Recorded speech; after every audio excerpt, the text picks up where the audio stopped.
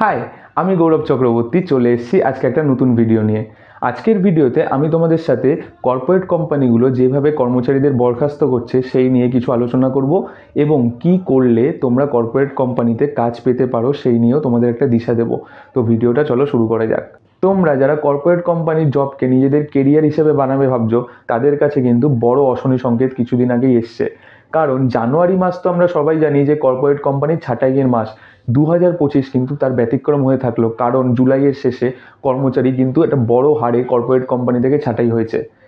কোন কোম্পানি থেকে কত কর্মচারী ছাঁটাই হয়েছে চলো এক নজরে জেনে নেওয়া যাক। সবার প্রথমে নাম আসবে ইন্টেলের, যারা 24,000 কর্মচারী অলরেডি বরখাস্ত করেছে। তারপর নাম আসবে মাইক্রোসফটের, যারা অলরেডি 15,000 কর্মচারী বরখাস্ত করেছে। তারপর নাম আসবে টিসিএসের, যারা 12,000, এবং সবার শেষে নাম আসবে প্যানাসোনিকের, যারা 10,000 কর্মচারী অলরেডি বরখাস্ত করেছে। কিন্তু এই ছাঁটাইয়ের কারণটা কি?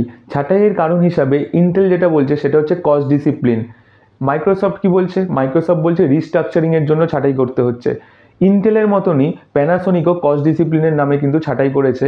আর সবার শেষে টিসিএস, যারা বলছে যে ল্যাক অফ স্কিলের জন্য আমরা অনেক কর্মচারীকে ছাঁটাই করেছি। কোম্পানি তো তাদের মতো করে বরখাস্ত করার কারণ সাজিয়ে দিল, কিন্তু যদি তুমি একটু ডিপে ঢোকো দেন দেখতে পাবে মেনলি 3টে কাজ থেকে বরখাস্তটা করা হচ্ছে। এক হচ্ছে প্রেজেন্টেশন, 2 হচ্ছে ডকুমেন্টেশন, আর 3 হচ্ছে প্রজেকশন। এই 3টে কাজে যারা নিযুক্ত আছে তাদেরই কিন্তু মেনলি বরখাস্ত করা হয়েছে। একটু ভেবে দেখো, এই 3টে কাজ এআই কিন্তু মানুষের থেকে অনেক অনেক অনেক ভালো করতে পারে। কোম্পানিগুলো কারণ হিসাবে এআইকে দেখাচ্ছে না, কিন্তু অ্যাকচুয়াল কারণ কিন্তু এই বরখাস্তর পেছনে এআই। যাদেরকে বরখাস্ত করা হয়েছে তারা কিন্তু একদম ওপরতলার লোক বা নিচতলার লোকও না, তারা হলেন মিডিল ম্যানেজার, যারা এই 3টে ধরনের কাজকে দেখাশোনা করতেন। আজকে মিডিল ম্যানেজারদের করা হয়েছে বলে কালকে লোয়ার স্টাফদের করা হবে না, এর গ্যারান্টি কি তুমি দিতে পারবে? কোনোভাবেই দিতে পারবে না। সেই জন্য তুমি যদি ভাবো যে কর্পোরেট কোম্পানির জবকে আমি অ্যাজ এ কেরিয়ার হিসাবে চুজ করব, দেন তোমায় কিছু জিনিসে একদম পারদর্শী হয়ে থাকতে হবে।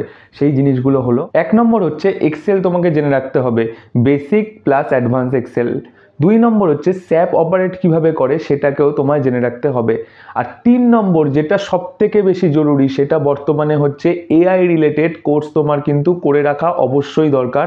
তা না হলে তুমি কর্পোরেট সেক্টরে কোনোভাবে জায়গা পাবে না। এবার কথা হচ্ছে, ইন্টারভিউতে তো তোমাকে এগুলো বলতে হবে, কিন্তু ইন্টারভিউ তখনই হবে যখন তুমি ইংলিশে ফ্লুয়েন্ট হবে, তা না হয় প্রথমেই তোমার ইন্টারভিউ বাতিল হয়ে যাবে। আরেকটা কথা হচ্ছে, আমরা দেখবে অনেকেই অনেক সাবজেক্টে স্পেশালাইজেশন করে থাকি। আমি যেরকম কমার্সে করেছি, তোমাদের মধ্যে কেউ সায়েন্সের কোনো সাবজেক্টে বা কেউ আর্টসের কোনো সাবজেক্টে করেছো। এই 4টে জিনিস যদি তোমরা ফুলফিল করতে পারো, দেন কিন্তু তোমায় স্পেশালাইজেশনের ব্যাপারে ইন্টারভিউতে জিজ্ঞেস করা হবে। আগেই যদি তারা দেখে যে ওই 4টে জিনিস তোমরা ফুলফিল করতে পারছো না, দেন কিন্তু স্পেশালাইজেশন নিয়ে আর কোনো প্রশ্নই হবে না, আগেই তোমায় ইন্টারভিউ থেকে বাদ দিয়ে দেওয়া হবে।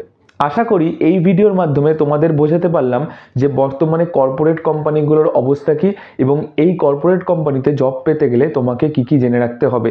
একটু কঠিন কিন্তু অসম্ভব না। ভিডিও ভালো লাগলে লাইক শেয়ার করে দিও, আর চ্যানেল ভালো লাগলে সাবস্ক্রাইব করতে ভুলো না। দেখা হচ্ছে পরের ভিডিওতে। টাটা।